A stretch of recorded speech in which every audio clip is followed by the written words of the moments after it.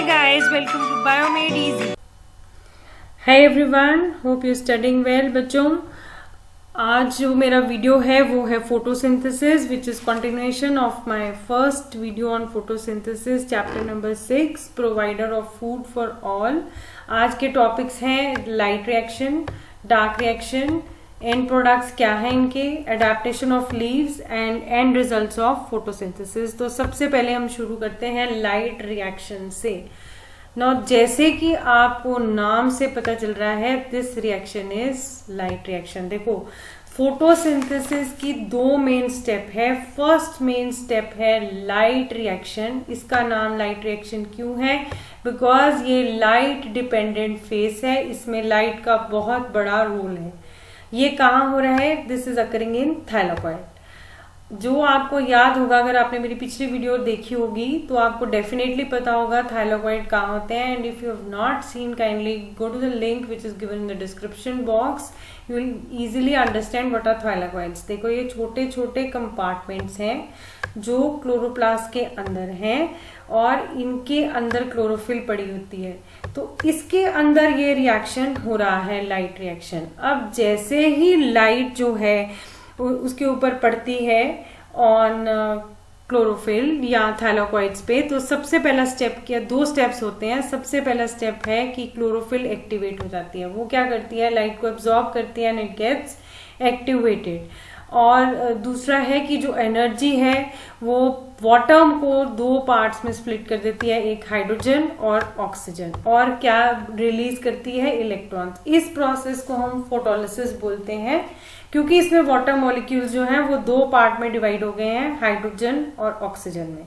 ठीक है, और बहुत सारे इलेक्ट्रॉन्स रिलीज हो रहे हैं। ये इलेक्ट्रॉन्स जो है प्लांट आगे जाके यूज करने वाला है for making it's and product. वो अपने हिसाब से इसको यूज करेगा, उसने क्या क्या बनाना है जब उसने लाइट एब्जॉर्ब कर ली। देखो एक बार लाइट प्लांट ने एब्जॉर्ब कर ली, दो स्टेप्स हो गए। पहले क्लोरोफिल एक्टिवेट हो गई, वाटर मॉलिक्यूल जो है दो पार्ट में डिवाइड हो गया। उसके बाद क्या होगा? उसके बाद देखो जो NADP मॉलिक्यूल है वो हाइड्रोजन जो पानी के ब्रेकअप होने से बनी है उसको NADP उठा लेगा और क्या बनाएगा? NADPH। ये है फर्स्ट स्टेप, ये है first and result of this reaction. ठीक है, दूसरा एंड रिजल्ट क्या है कि जितनी ऑक्सीजन कंपोनेंट है वो जब निकलेगी तो वो मॉलिक्यूलर फॉर्म में निकलेगी। This is the second and product. मतलब ये ऑक्सीजन कौन यूज करने वाला है? हम ह्यूमन बींग्स अपनी रेस्पिरेशन के लिए। देन थर्ड स्टेप जो है विच इज वेरी इंपॉर्टेंट, ये हम में भी होता है बिकॉज हमें भी एनर्जी चाहिए। ऐसे ही प्लांट्स को भी एनर्जी चाहिए, और वो कैसे अपनी एनर्जी बना रहा है? By converting ADP into ATP। और वो जो इलेक्ट्रॉन्स पीछे रिलीज हुए हैं जब वाटर टूटा है, वाटर मॉलिक्यूल का ब्रेकअप हुआ है, हाइड्रोजन ऑक्सीजन एंड इलेक्ट्रॉन्स, वहां से उसने इलेक्ट्रॉन उठाया है और ATP में कन्वर्ट हो गया, और ये है इसका थर्ड स्टेप। इस प्रोसेस को हम बोलते हैं फॉस्फोराइलेशन, क्योंकि इसमें एक फॉस्फेट ग्रुप ऐड हो रहा है ATP के अंदर।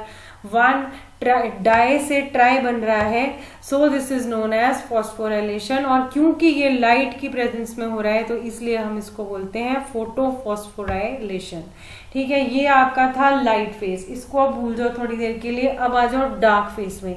डार्क फेस कहाँ हो रहा है? इन स्ट्रोमा ऑफ द क्लोरोप्लास्ट। देखो ये जो पार्ट है ये स्ट्रोमा है, कलरलेस पार्ट है, इसके अंदर डार्क रिएक्शन हो रहा है। अब डार्क रिएक्शन का मतलब ये नहीं है कि ये रात को हो रहा है। डार्क रिएक्शन का मतलब ये है कि वो लाइट इंडिपेंडेंट है, उसको लाइट की जरूरत नहीं है, उसने जो बनाना है बिना लाइट के भी बना लेना है। ठीक है, और it occur simultaneously with the, जब लाइट रिएक्शन होगा साथ में ही डार्क रिएक्शन हो जाएगा। देखो लाइट रिएक्शन जो है वो यहाँ होगा थाइलाकॉइड में, और डार्क रिएक्शन जो है यहाँ होगा स्ट्रोमा में, दोनों साथ साथ चलेंगे। अब देख लेते हैं, हमने पहले देख लिया लाइट रिएक्शन के एंड प्रोडक्ट्स क्या हैं। अब हम आगे देखेंगे डार्क रिएक्शन के एंड प्रोडक्ट्स क्या हैं। देखो ये कन्वर्ट करेगा glucose into starch and other chemicals. जितने ग्रीन प्लांट्स हैं वो ग्लूकोज को कन्वर्ट करते हैं स्टार्च में, और इस प्रोसेस को बोलते हैं हम पॉलीमराइजेशन। और या तो वो बनाते हैं सुक्रोज। देखो डार्क फेज के दो प्रोडक्ट्स हैं, या तो स्टार्च बन रही है या सुक्रोज बन रही है।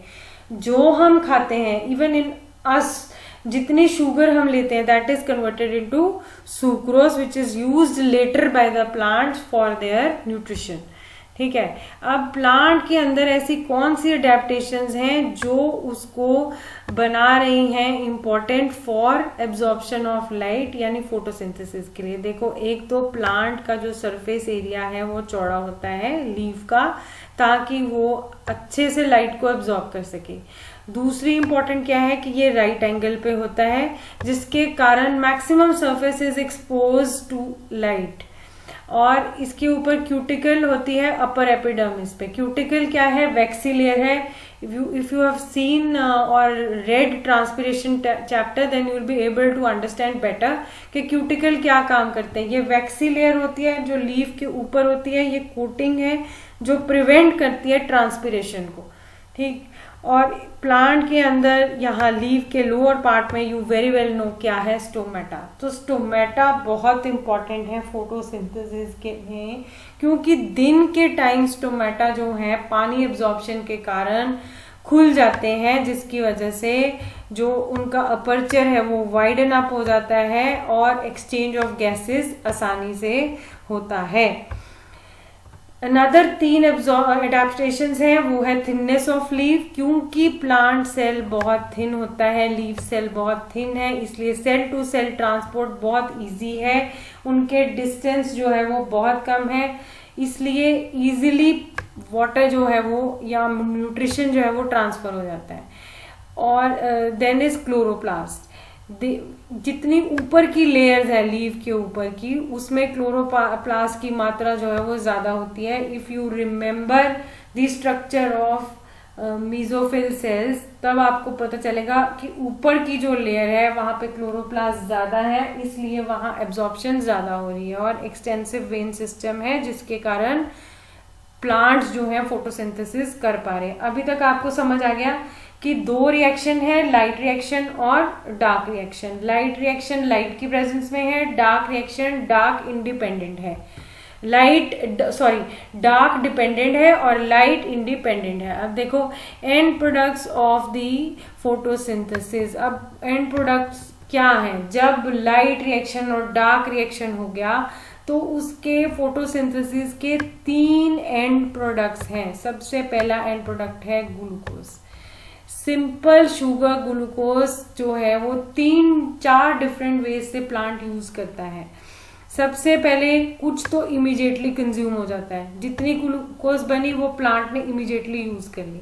कुछ जो है इनसॉल्युबल स्टार्च के फॉर्म में स्टोर हो जाता है, कुछ जो है सुक्रोज में कन्वर्ट हो जाता है, and other is used in synthesis of fats and proteins.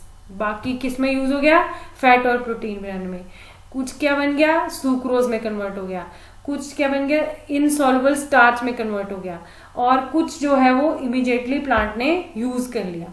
अब दूसरा था वाटर। वाटर जो है वो रीयूज हो जाता है, प्लांट रीयूजेस वाटर। ऑक्सीजन कुछ तो है जो वो लीफ सेल यूज कर लेता है, और rest of the oxygen is waste product, जो कि it moves out of the stomata. कहाँ जाती है? एटमॉस्फेयर में। एटमॉस्फेयर में जाकर क्या करती है? कौन उसको यूज करता है? हम, we human beings use it for respiration. ठीक है, ये हो गए आपके end products of the photosynthesis, और हमें क्या इनके यूज है वो भी हमको पता चल गया। अब जितना यूटिलाइजेशन है, जितना फूड बना, सिंथेसाइज हुआ, उसको ट्रांसपोर्ट भी करना है। लीफ तक भी जाना है, स्टेम तक भी जाना है, पूरी ब्रांच तक भी जाना है। तो what is helping the plant in doing it? देखो, इमीडिएट एंड प्रोडक्ट जो है दैट इज ग्लूकोज।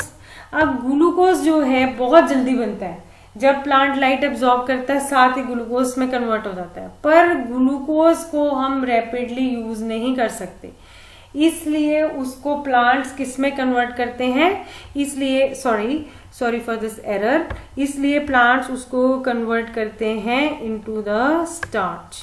ठीक है, और वो स्टोर कर देते हैं उसको कहाँ? लीव्स में। अब रात में क्या होता है, दिन की मैंने आपको बात बता दी कि जैसे ही प्लांट एब्जॉर्ब करेगा लाइट को, पहले ग्लूकोज बनेगा, ग्लूकोज से वो स्टार्च में कन्वर्ट हो जाएगा, स्टार्च जो है उसको लीफ में स्टोर कर लेगा। अब रात में जो स्टार्च है वो रिकन्वर्ट होगी किसमें, शुगर में, जो कि ट्रांसपोर्ट हो जाएगा in the leaves through veins और स्टेम थ्रू फ्लोएम। देखो जितना स्टार्च था वो रिकन्वर्ट होगा शुगर में, और लीव्स में कैसे पहुंचेगा, वेन्स के थ्रू, और स्टेम में कैसे पहुंचेगा, फ्लोएम के थ्रू। स्टेम में कैसे पहुंच रहा है, फ्लोएम के थ्रू, और लीव्स में कैसे पहुंच रहा है, वेन्स के थ्रू। अब पूरा ऐसे जो भी प्रोडक्ट्स बने हैं that has been translocated to different parts of the plant, जहां पे वो रिकन्वर्ट होते हैं into the starch storage for storage, जैसे कि पोटैटो में, to produce energy for various function of the plants. ठीक है, I hope you understood well.